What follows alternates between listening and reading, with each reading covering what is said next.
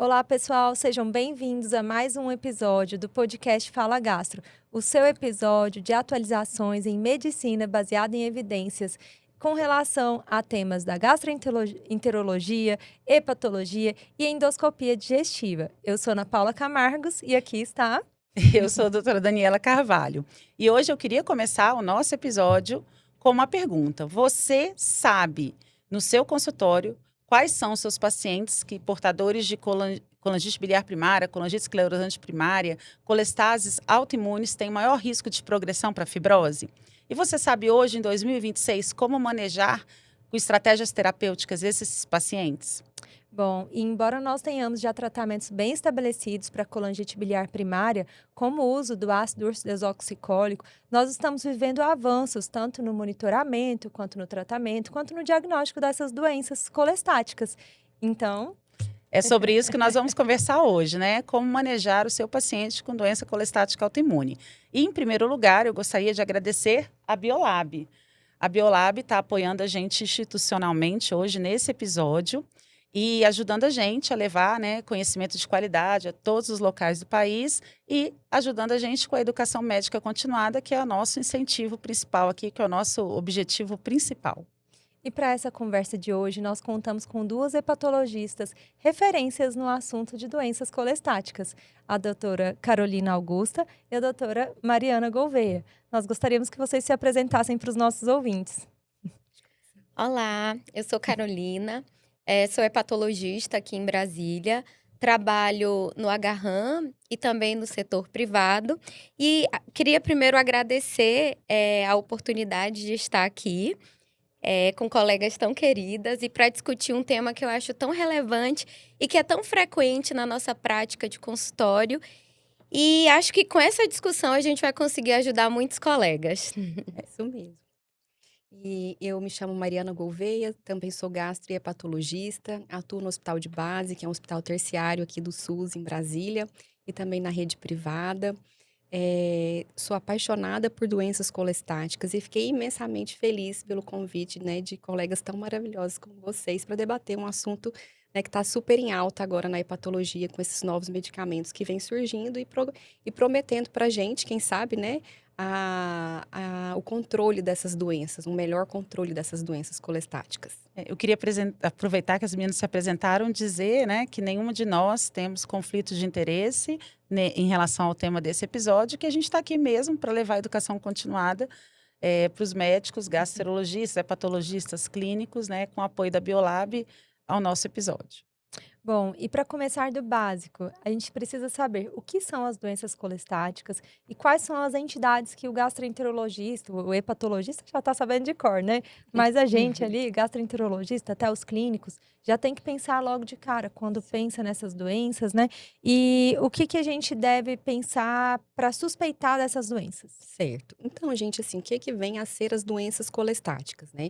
São doenças que têm ali uma interrupção ou uma alteração do fluxo da bile. Então, acaba que essa bile, né, não consegue ser fluida, vamos dizer assim, o suficiente, acumulando algumas substâncias tóxicas no fígado e gerando a colestase, que nada mais é do que aumento de fosfatase e gama-GT, principalmente de fosfatase.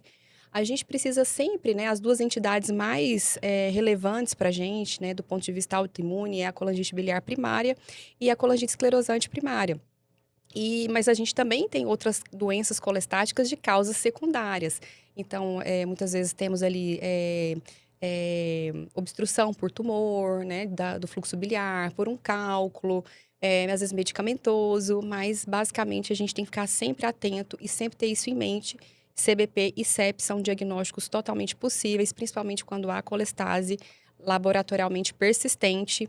Então, é necessário a gente investigar sempre.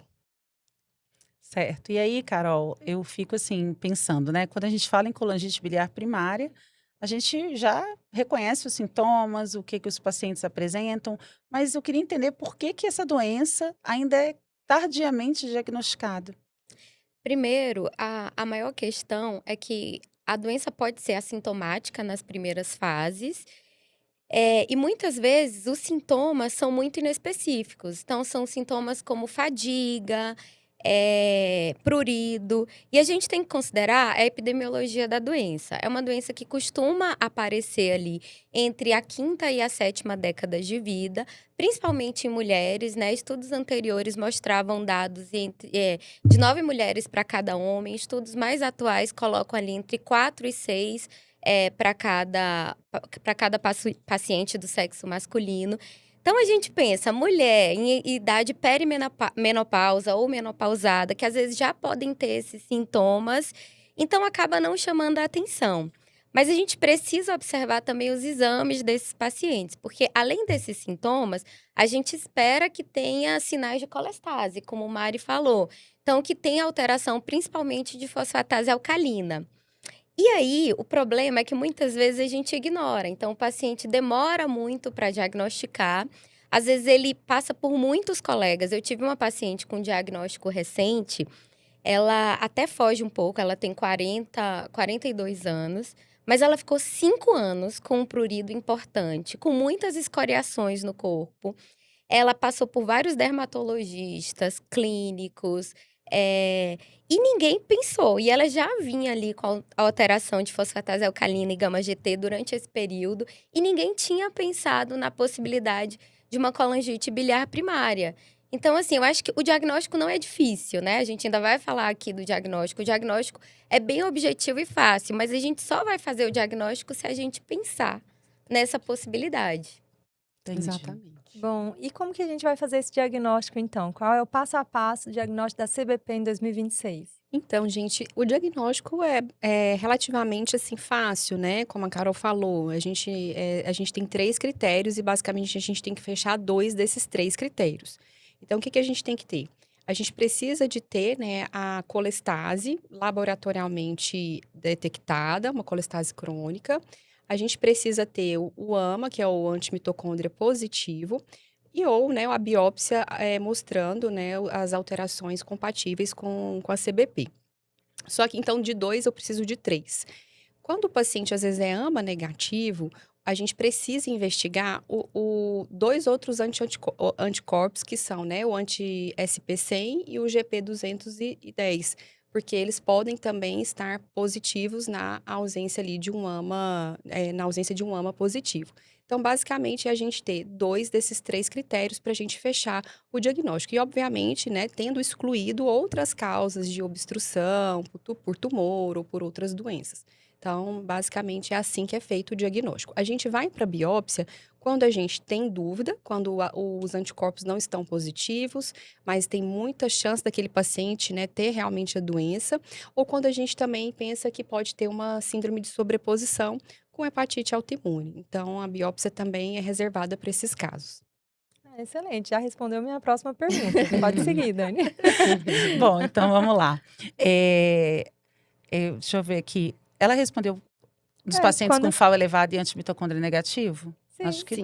Sim, ela Que aí a falou. gente vai a gente fala triplo negativo, né? Como o Aham. doutor Raimundo Gama, da Unifesp, maravilhoso, nos ensinou, né, há um tempo. Então, quando tem o AMA negativo, o anti-SP100 negativo, ou anti-GP210 negativo, mas tem uma colestase importante, Aí vai para biópsia. uma suspeita, aí a gente vai para biópsia para Tá. a gente conseguir definir. Então, é o outro que você não respondeu ainda que eu queria perguntar. E quando a gente tem o antimitocôndria positivo e FAO normal? Então, quando a gente tem o antimitocôndria positivo, né, a gente, e tem a colestase ali, e não tem colestase, a gente precisa seguir esses pacientes, né, de preferência anualmente, porque a chance deles desenvolverem, né, a doença autoimune, né, a CBP, nos próximos 5 a 10 anos é alta. Então, a gente, mesmo sem colestase evidentemente ali, demonstrado através do exame laboratorial, a gente precisa ficar de olho neles, né? Ter um segmento mais de perto, pelo menos uma dosagem anual aí das enzimas hepáticas. E a gente tem que lembrar que nem sempre esses pacientes, embora o antimitocôndria seja altamente específico e sensível para a colangite biliar primária, nem sempre esse paciente que tem um AMA positivo vai desenvolver, né? Embora tenha esse Exatamente, risco. isso. Tem estudos que mostram que, assim, em torno de 1 a cada 6 pacientes vai desenvolver em 5 anos. Mas como é uma doença que a gente pode intervir e que pode ter muitas alterações de prejuízo para o paciente de longo prazo, é importante a gente Esse acompanhar com o segmento mais exame de anual, perto. como o Mari falou. Para o diagnóstico precoce, né? Para o diagnóstico Exatamente. precoce. Outra coisa que a gente tem que ressaltar é que hoje, na medicina, a gente tem que ter um olhar mais direcionado. A gente não deveria pedir um antimitocôndria se a gente não tem suspeição de uma colangite biliar primária, se você não tem um quadro de colestase. E muitas vezes, alguns colegas, especialmente de outras especialidades, solicitam o antimitocôndria e aí o paciente vem desesperado no consultório e às vezes, naquele momento, não tem significado clínico, né?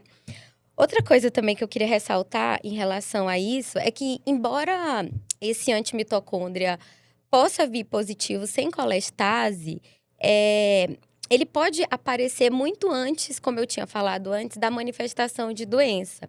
Então, às vezes, se esse paciente fizer uma biópsia hepática, que normalmente a gente não vai pedir, assim, aleatoriamente, se ele não tiver uma indicação, ele já poderia ter, em alguns estudos, alterações histopatológicas compatíveis, entendeu? Então, a gente precisa acompanhar justamente por conta desse risco de desenvolvimento ao longo dos anos. Mesmo sem colestase evidente, né? É Evidente, difícil. bioquímica, né? Exatamente. Carol, e assim, a gente sabe que a base do tratamento é o uso do ácido ursodesoxicólico. E assim, o que que o médico, né, acho que principalmente o clínico que vai começar esse medicamento precisa saber sobre o medicamento, sobre a ação, para poder indicar esse tratamento. Então, sim, né? A CBP, diferente da CEP, que a gente vai comentar depois, ela é uma doença que tem um diagnóstico específico ali, tem um marcador e ela tem um tratamento. Então, assim, para a CBP, a gente tem a possibilidade do ácido ursodesoxicólico, né? E assim, o ácido ursodesoxicólico, na verdade, é um ácido hidrofílico. E aí ele tem uma ação, principalmente, de diminuir a toxicidade da bile. Então, ele tem uma ação primariamente colerética, né? Ele tem essa ação de estimular a produção da bile nos colangiócitos, nos hepatócitos, melhorar o fluxo Fluidez. biliar. Ele também tem uma ação citoprotetora.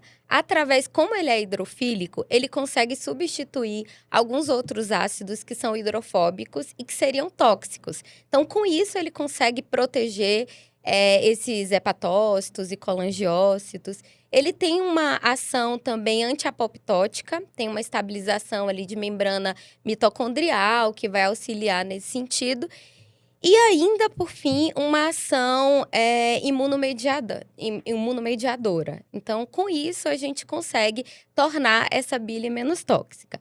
O que é importante para os colegas saberem, né? Primeiro, esse mecanismo de ação para a gente entender. E aí, a gente precisa fazer a dose adequada. É muito comum os pacientes, às vezes, fazerem doses fixas de tratamento com 300 ou 600 miligramas.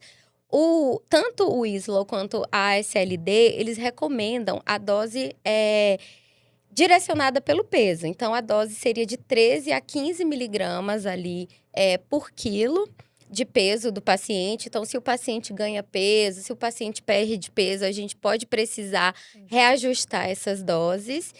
E aí, afastar outras causas. Outra coisa também que é muito comum, como a gente falou, é comum esses pacientes terem prurido. Então, às vezes, eles vão associar ali colestiramina, por exemplo, no tratamento do prurido.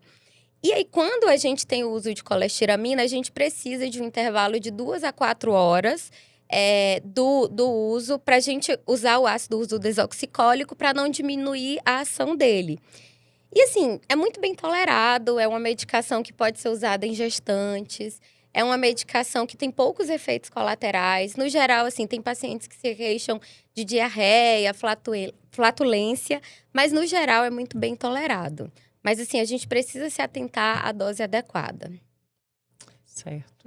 Bom, Mari, e hoje a gente fala não em apenas reduzir a fosfatase alcalina, mas um tratamento até atingir metas. O que seria o conceito Treat Target, né, para a CBP nesse momento?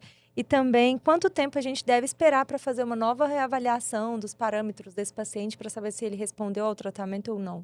Então, o que que significa, né, essa expressão treat to target? É simplesmente a gente não só prescrever o ácido ursodesoxicólico e achar que o paciente está tratado. E A gente antigamente ainda falava é, que era 12 meses, né, para reavaliar, não, a né? gente hoje em dia sabe que a gente precisa perseguir metas terapêuticas muito bem fundamentadas, que basicamente é colocar a fosfatase em níveis normais e bilirrubina também. Então, não é só aproximar ali ao melhor, é tentar chegar mesmo à normalização desses índices.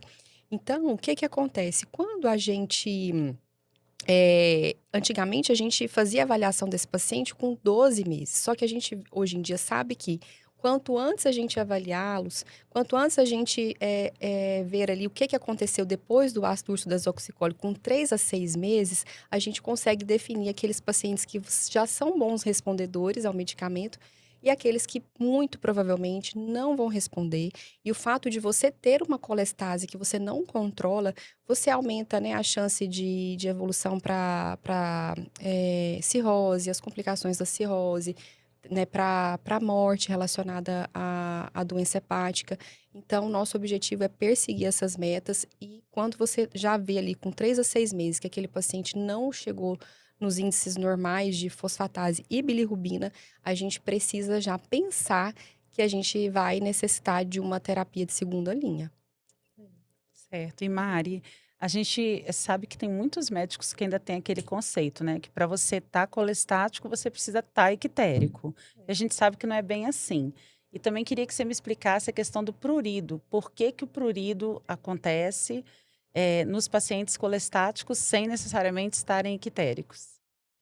Então, né, a fisiopatologia é um pouco diferente. O fato do paciente ter uma colestase, não necessariamente ele tem que estar ictérico. A icterícia geralmente se apresenta nos pacientes com CBP já em estágios mais avançados da doença. A colestase é basicamente o aumento da fosfatase alcalina.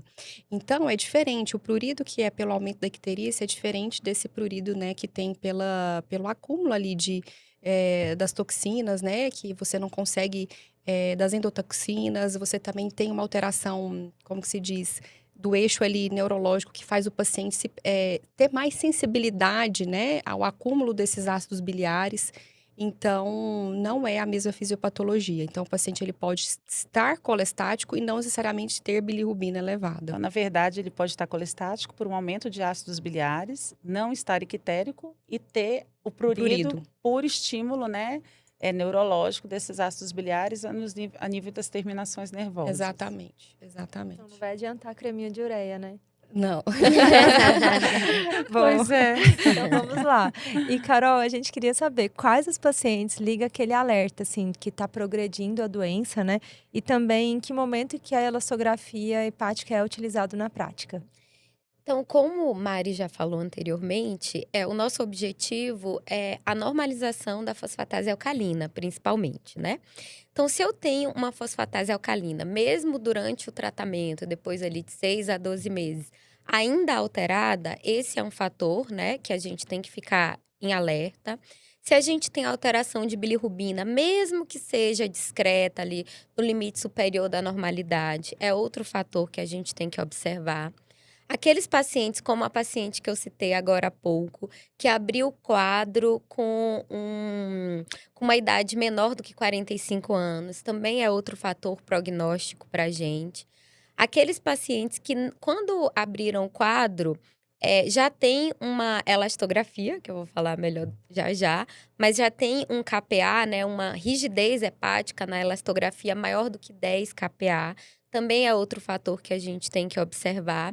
Os pacientes que, como o Mari já falou anteriormente, que tem aquele SP100 e o GP210 positivos, também tendem a ter uma evolução pior. Então, esses pacientes a gente tem que observar. A doença não é homogênea em todo mundo. Então, em pacientes diferentes, ela pode se manifestar de forma diferente e se desenrolar de forma diferente. De uma maneira geral, em homens também tende a ter um prognóstico pior. Mas a gente tem que observar todos esses fatores. A elastografia é extremamente importante para a gente hoje. Como a gente já falou antes, a gente não vai biopsiar todo mundo. E aí ela é importante, primeiro, ao diagnóstico, para a gente saber qual é a rigidez hepática desse paciente. Então, como eu falei, aqueles pacientes que já têm uma fibrose maior, eles têm maior risco de desenvolver cirrose, de descompensar, de precisar de um transplante hepático, né, posteriormente. Então, a gente sempre faz nesse primeiro momento. E depois desse primeiro momento, a gente costuma fazer a elastografia a cada 12 meses, né, anualmente. E aí, a gente vai avaliar de novo esse KPA que eu falei. Se a gente tem um aumento nesse período de 12 meses maior do que 2,1, também é um paciente que provavelmente tem um risco maior. Então, mais do que 2,1 de aumento de KPA, ou seja, ele está progredindo fibrose. Então, também é um paciente que a gente tem que acompanhar mais de perto, buscar mais, como o Mari falou, essa meta de controle de fosfatase alcalina, avaliar a necessidade de ajuste de medicação, avaliar se o paciente está tomando adequadamente, se a dose está correta e, posteriormente, até avaliar a necessidade de uma segunda linha de tratamento. E entrando nessa coisa da segunda linha de tratamento, eu queria perguntar para a Mari. O ácido desoxicólico continua sendo, né, o pilar principal do tratamento, mas a gente sabe que alguns pacientes não respondem. Exatamente. E aí a gente queria te perguntar o que essas novas terapias de segunda linha trouxeram na prática da colangite biliar primária e o que muda com essas drogas, né, como seladelpar e o elafibranor. Então, o elafibranor e o seladelpar, eles são medicamentos, né, que agem ali como se fosse como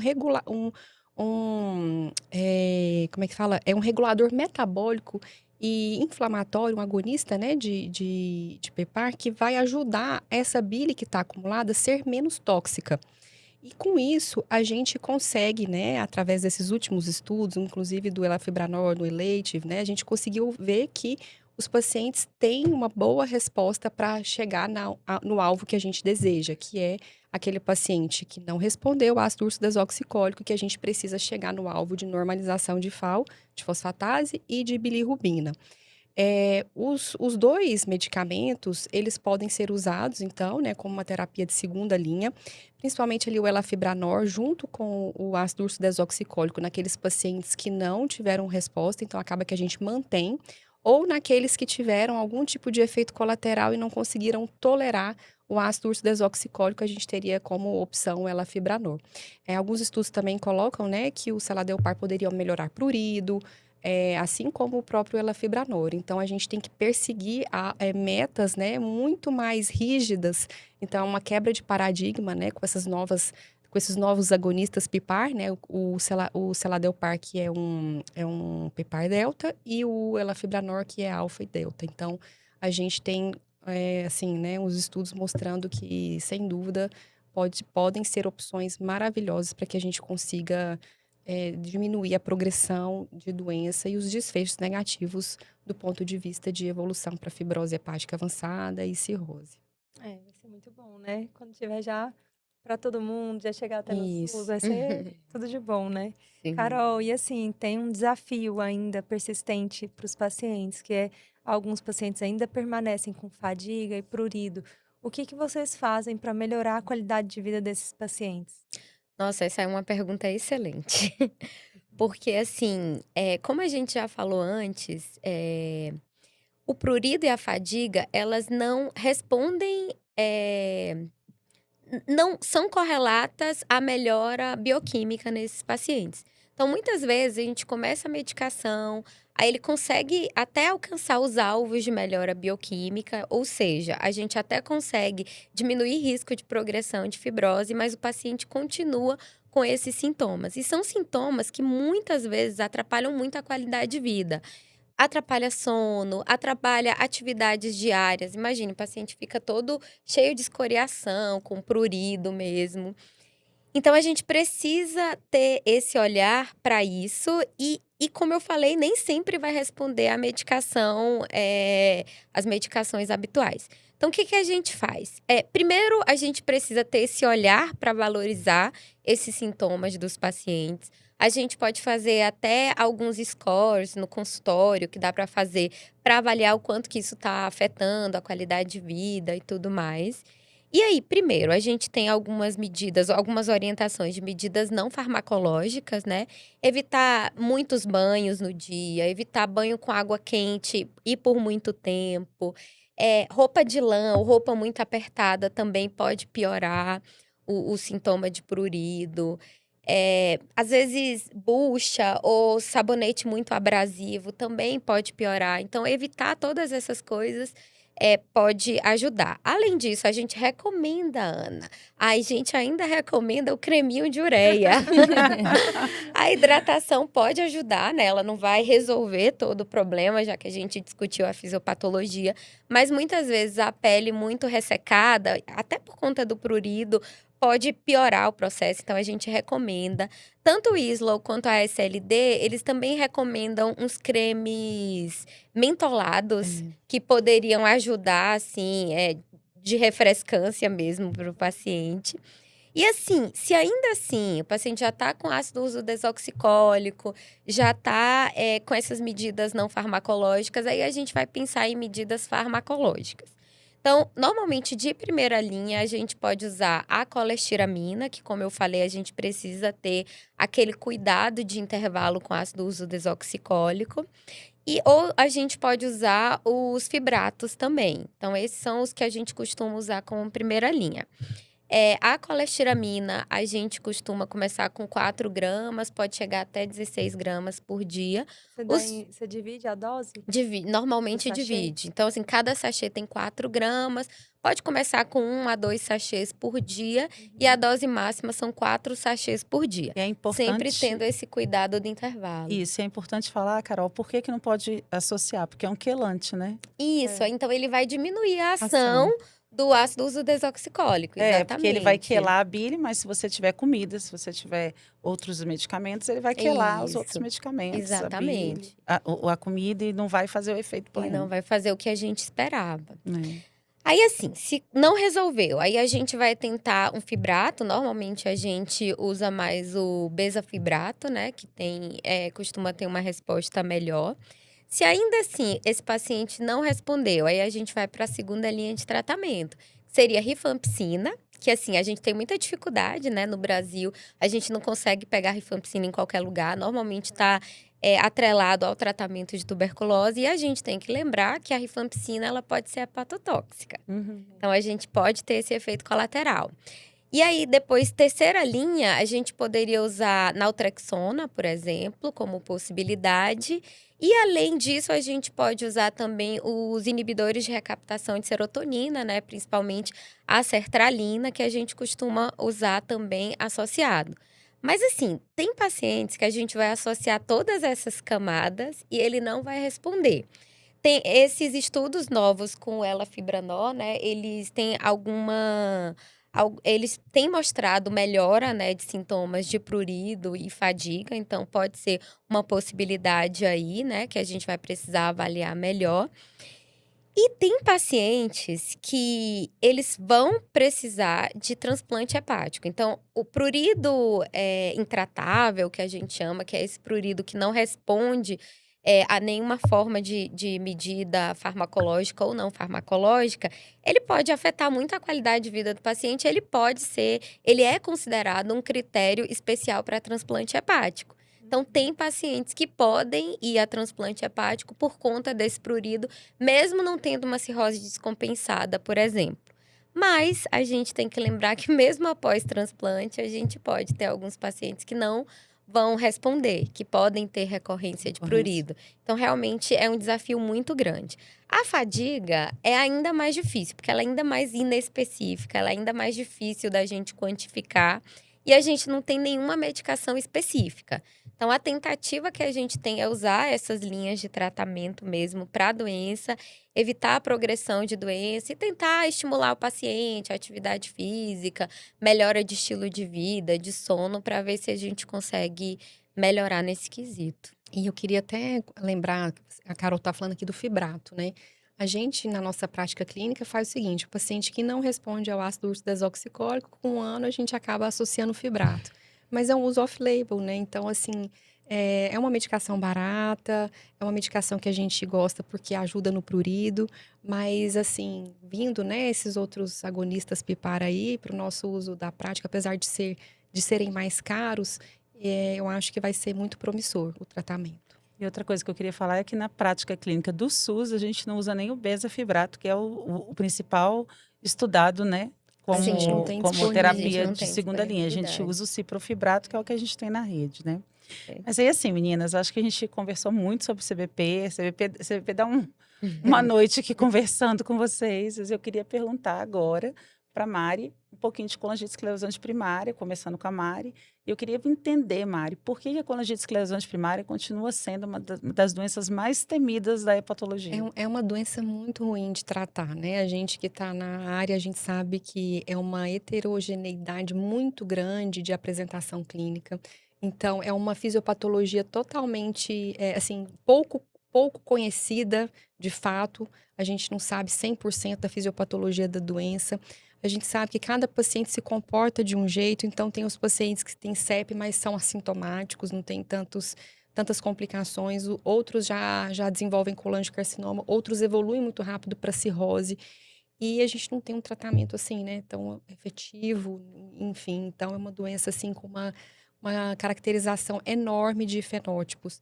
E assim, não é só uma doença hepática, é uma doença que também associa-se a doenças neoplásicas. Então, esse paciente que tem CEP, ele geralmente, né, tem o maior risco ali de ter câncer de vesícula, a chance maior de ter colangiocarcinoma, de estar relacionada a doença inflamatória intestinal e ter o câncer coloretal. Então, não é uma doença simples por essas três situações, né? Por a gente ainda não saber completamente a fisiopatologia da doença e por ter toda essa gama aí de fenótipos, por estar muito associada ao aparecimento de neoplasias ao longo da evolução da doença e também por não termos um tratamento ainda assim, né, super eficiente para esses pacientes. Eu acho que isso é difícil para a gente e principalmente para os pacientes. Carol, e é interessante Desafio. assim que a Mari citou, né, sobre a relação da CEP com a retocolite. A gente tem que investigar todo paciente que tem CEP, a gente tem que investigar se ele tem retocolite ulcerativa e qual que é a importância dessa relação para o paciente. Então, sim, todo paciente com CEP a gente tem que investigar. Em torno de 70 a 80% dos pacientes que têm CEP, vão desenvolver doença inflamatória intestinal associada. A maioria deles, em torno ali de 70 a 76%, vão desenvolver retocolite, mas eles podem também desenvolver doença de Crohn.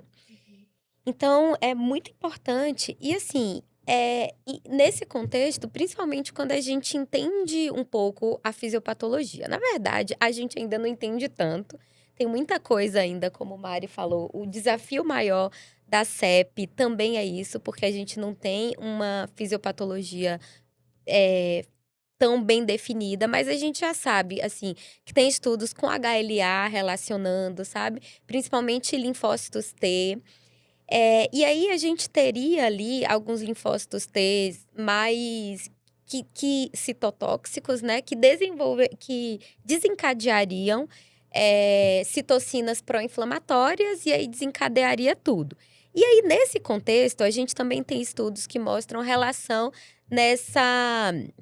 nesse eixo intestino, microbiota, é, atividade imunomediada e fígado. Então, tem essa associação, normalmente associação com desbiose, né, alteração de microbiota, perda da permeabilidade ali intestinal.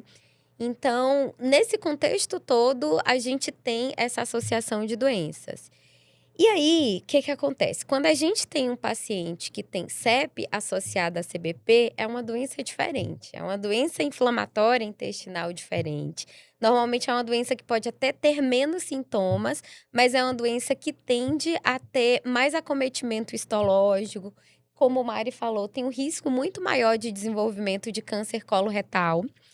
Então, como é que acontece isso? Sabendo disso, quando a gente faz o diagnóstico da CEP, todo paciente, independente dele ter sintomas ou não, ele deve fazer uma colonoscopia. E mesmo se essa colonoscopia for normal, ela deve ser realizada com biópsias seriadas. Então, a gente faz ali no start ao diagnóstico. Então, se eu tenho uma colono ali normal, com biópsias normais, a gente pode ficar acompanhando esse paciente com colono a cada 5 anos. Como tem essa associação muito forte, eu não posso abandonar. Então, depois de 5 anos, a gente vai fazer novo exame ou antes, se tiver algum sintoma. Aquele paciente que teve um diagnóstico de doença inflamatória associada, ele, como eu já falei, é um paciente de doença inflamatória diferente. Então, ele tem um risco muito alto de neoplasias. Esse paciente, ele deve ser acompanhado com colonoscopia anualmente. Diferente daqueles pacientes de retocolite pura, que às vezes se espera 8 anos para fazer uma nova colono, você pode espaçar mais esse período. Esse paciente que tem CEP associada, a gente tem que fazer uma vigilância mais precoce e mais de perto. Entendi. Bom, e eu queria perguntar assim, Mari, como você falou, né? São vários fenótipos, né? A doença pode se apresentar de várias formas diferentes, mas qual é a forma mais comum de apresentação da doença? E como é que a gente faz o diagnóstico? Certo. Então, muitos pacientes é descoberto, a gente descobre a doença de forma incidental. Às vezes vai fazer um exame ali de laboratório, vai fazer um check-up, aí vê lá que está com uma fosfatase alcalina, uma gama-GT alterada. Então, basicamente, o paciente precisa ali, né, ter acaba tendo essa colestase. E aí, quando você vai para o exame de imagem, você vê que essa via biliar está completamente alterada. Então, a gente tem aquele famoso colar, né, em contas de rosário, que são as dilatações e as estenoses segmentares. Então, esse geralmente é o paciente mais clássico, que também se queixa de prurido, que se queixa de fadiga, e que muitas vezes abrem o quadro com colangite. Né, totalmente assintomático, de repente abre o quadro com uma infecção dessa magnitude. E o diagnóstico, né, falando como que a gente faz o diagnóstico, a gente não precisa de biópsia, através de exame de imagem. O principal exame que a gente usa é colangio-ressonância, que a gente consegue ver o aspecto, né, muito tradicional da doença, que é esse colar em contas de rosário.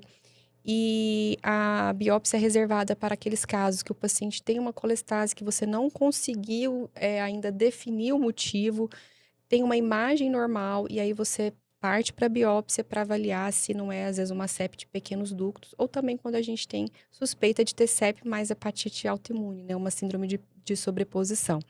A CPRE a gente não usa muito para diagnóstico, na verdade a gente deixa a CPRE para alterações ali, por exemplo, de ter que dilatar, às vezes uma estenose dominante, né, de ter que coletar algum material, de desobstruir, né, enfim, quando está numa vigência de uma colestase, de uma colangite. Então, é basicamente através de colestase, evidenciada através de exames de bioquímicos e uma colangio-ressonância alterada. Deixando a Desculpa. biópsia nada, tranquila, a gente bate papo mesmo, Carol. Deixando a biópsia hepática reservada, então, para os casos de suspeita de overlapping, né, de alguma outra doença associada, ou de colangite esclerosante de pequenos ductos, que você não vai ter alteração clássica no exame de imagem, na colangio-ressonância. Então, habitualmente, a gente faz a biópsia nessas duas situações, no caso de CEP. O que eu ia acrescentar é que, às vezes, o caso já não vem pronto pra gente. Não. Tinha um professor de faculdade que sempre falava, doença não lê livro. Então, nem sempre vem tudo bonitinho pra gente, né? Eu tive uma paciente recentemente que, assim, por acaso, ela teve um quadro lá, inespecífico, há uns anos atrás. Ela foi no pronto-socorro, teve elevação de canaliculares na época e fez uma imagem que tinha uma área que poderia ter alguma alteração no lobo direito ali, que ele sugere que poderia ser CEP, enfim. Aí, na época, assim, a paciente normalizou completamente as enzimas canaliculares. E um tempo depois eu fiz uma biópsia hepática nela, que a biópsia não veio nenhuma alteração relevante. Mas aí, como tinha essa alteração de imagem, mesmo com enzimas normais, a gente ficou seguindo no consultório com imagens regulares. E aí ela acompanha comigo, ela é sexo feminino, que não é tão comum, né? Normalmente é mais homem, sexo jovem. masculino. E ela com enzimas sempre normais. Só que ela veio, nesse período de 3 anos de evolução, hoje ela deve ter 24 anos, ela veio com piora da imagem. Então, às vezes, num quadro muito inicial de CEP, às vezes a gente não tem a característica clássica. Hoje ela tem uma CEP clássica. ela na imagem, ela tem, assim, inclusive, atualmente, cálculos intrahepáticos, enfim. Mas tem uma característica clássica de CEP na imagem. Eu até tinha pedido para ela, nesse contexto, por conta desse quadro que não estava típico, uma pesquisa de colestase genética. Ela até dosou recentemente, mas eu ainda estou aguardando o resultado. Mas hoje ela tem uma imagem de CEP clássica. Então, às vezes, a gente tem que acompanhar esse paciente por mais tempo para ver como que ele vai se manifestar. E às vezes a doença também, CEP eu acho que é uma das doenças mais difíceis mesmo. Sim. Porque às vezes o paciente tem um quadro ali muito florido, às vezes ele pode ter transaminases muito elevadas, pode ter alteração de gama-globulina, por exemplo. Teve um outro paciente, que tinha um quadro assim, uma CEP clássica, só que me incomodava muito essas transaminases muito elevadas, essa hipergama-globulinemia. Eu fiz uma biópsia, justamente pelo que Mari falou. E aí não veio um quadro clássico, assim, de hepatite autoimune, mas tinha um pouquinho ali de atividade de interface. Aí, na época, eu falei, vou fazer um teste terapêutico. Não adiantou nada. Era CEP mesmo. Então, assim, às vezes, pela CEP mesmo, ele pode ter essas alterações. Então, é uma doença que pode ser muito agressiva. Esse paciente é um paciente que eu acho que vai evoluir com cirrose, com outras complicações. E assim, entrando ainda nessa questão, né, como é difícil você conduzir a CEP, eu tenho uma paciente jovem com retocolite que abriu o quadro com alteração de transaminases e alteração de enzimas colestáticas. Inicialmente foi para biópsia, porque ela usava uma série de medicamentos que poderiam estar causando DILI, e foi para uma colangirressonância. A colangirressonância mostrou uma área pequena, mas uma área sugestiva de colangite esclerosante. E a biópsia hepática mostrou lesão de ducto biliar, porém com características de DILI, com presença de eosinófilo, filtrado inflamatório. A gente fechou como DILI, trocou o medicamento. Hoje em dia ela usa tofacitinib, que é menos hepatotóxico. E ela vem mais compensada da doença da retocolite. E ela já tinha na biópsia hepática com F4. Aí passou um ano, agora ela apareceu ictérica, com aumento de transaminases. Outra biópsia hepática, e agora ela tem um infiltrado sugestivo de hepatite autoimune. Aí tem plasmócito, e aí você fica, ela está piorando da doença hepática, ou ela está fazendo agora uma hepatite autoimune sobreposta, por isso ela está ictérica, chegou a 7 de bilirrubina. Então, assim, é um paciente difícil de manejar. E agora entrei, né, com azatioprina, com corticoide, lembrando que também a azatioprina também é hepatotóxica, então você fica assim, né? Se correr o pega, se come. E a gente está levando, né? E ela agora parece que está tendo uma queda discreta das transaminases depois de 2 semanas de tratamento. Mas é difícil, é um quadro bem difícil. E aí eu queria aproveitar, Carol, e para você me dizer para a gente quais são os diagnósticos diferenciais, que também abre um leque, né? Quando você pega uma coluna de ressonância com uma alteração sugestiva de CEP, você também tem outros diagnósticos diferenciais. Primeiro, quando a gente tem colestase, né? A gente tem que pensar naquilo tudo que Mari já falou antes, CBP e outras coisas. Quando a gente já tem uma colangirressonância com alteração, a gente precisa ver a história clínica, a gente precisa conhecer a história desse nosso paciente. Por exemplo, é um paciente que teve uma internação prolongada em UTI, droga vasoativa alta, teve choque. Então, é um paciente que, às vezes, a gente vai pensar numa causa mais secundária, como uma colangiopatia do doente crítico. Alguns anos atrás, a gente, nesse contexto, pensaria muito em colangiopatia por Covid-19. Durante a pandemia, principalmente na segunda leva que a gente teve em 2021, aquela cepa era incrível como vários pacientes nossos que saíam com a plaquinha "eu venci o Covid", depois desenvolviam uma colangite esclerosante secundária, que era inclusive mais grave, tinha uma evolução mais rápida do que a da CEP. Mas aí, se o paciente tem HIV, a gente tem que pensar em colangiopatia do HIV.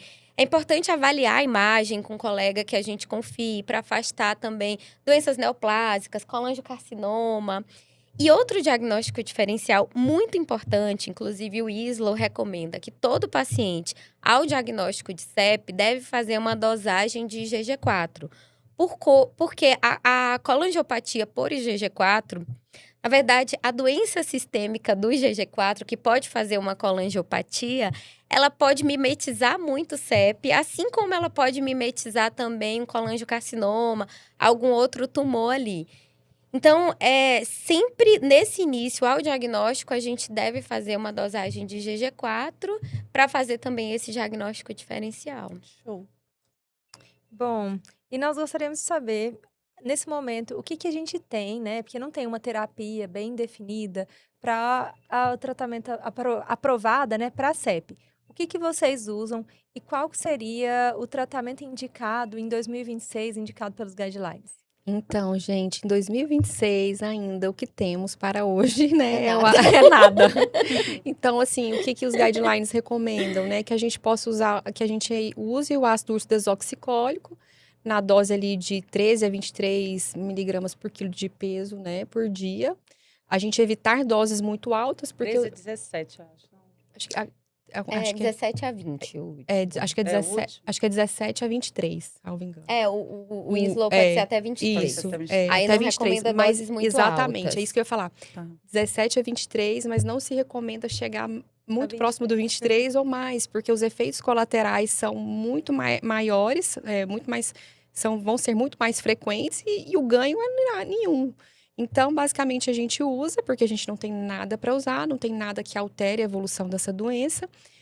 O que a gente tem são estudos ainda, né, que não foram aprovados para guideline, mas quem sabe, né, no futuro próximo, como por exemplo o uso do próprio elafibranor, dos IBATs, né, então que inclusive, né, atuam muito bem ali no prurido para outras doenças, a gente já tem liberado, né, para algumas doenças colestáticas, mas não para CEP e nem para CBP. Está tudo em andamento e eu acredito que nos próximos anos teremos assim uma mudança no nosso guideline, tanto europeu, americano e brasileiro, aí, para a gente tratar essa doença com um arsenal maior do que a gente tem. Porque, teoricamente, a gente não Não tem tem. Não tratamento. tem nada que mude o Não, prognóstico, não, né, a que gente não mude muda a evolução da de doença, infelizmente. Mas temos o elafibranor, os IBATs aí, tudo em estudos em andamento para que a gente, quem sabe, né, consiga pelo menos ajudar no prurido, na fadiga que esses pacientes acabam tendo. Eu tive um paciente agora recente, jovem, retocolite ulcerativa, hepatite autoimune com CEP, um prurido intratável, refratário. Ele era já cirrótico, mas era um chaio de ácido super compensadinho. Mas o que você faz? Mais fácil fazer um transplante do que, de repente, uma medicação que, quem sabe, poderia melhorar esse prurido, ter segurado um pouco mais esse transplante, né? Mas é isso, gente. Estamos na expectativa para que nos próximos anos esses estudos que estão em andamento possam nos trazer mais opções. E como a Carol tinha falado, né, a questão de falar de CEP é falar de risco aumentado de neoplasia. E não tem como falar de CEP sem pensar no colangiocarcinoma. E aí, como é que a gente faz, meninas, a vigilância desses pacientes com CEP? Então, a gente costuma fazer colangiorressonância mesmo, né? Ressonância anual. Os guidelines recomendam. E aí, a gente pode associar o CA199. O o ASLD recomenda associar o CA199. O ISLO não coloca como indicativo. Só se você tiver uma suspeição maior na imagem e tudo mais. Mas, no geral, a gente precisa fazer exame anual de ressonância, que é o exame que tem maior sensibilidade para esses diagnósticos. E lembrar, assim, que aquele paciente que tem uma CEP de grandes ductos, que é a CEP clássica, ele tem mais risco. Aquele paciente que tem uma estenose dominante, ele tem mais risco de desenvolver colangiocarcinoma. Enquanto que aqueles pacientes de CEP de pequenos ductos, Não ele tem tem tanto. menos risco. Então, é até discutível se aquele paciente de CEP de pequenos ductos, a gente precisaria fazer essa ressonância. É mais para o CEP de grandes ductos. E a gente não pode esquecer também da vigilância de vesícula, de câncer de vesícula, que também é frequente, né? Pode ser até com ecografia da parte de vesícula. E assim, a recomendação é que se a gente tiver pólipos na vesícula com mais de 8 milímetros, já se faça a colestectomia pelo risco de desenvolvimento também de tumor de vesícula. E para fechar, a gente falou de colangiocarcinoma, falamos de vesícula, falamos de intestino.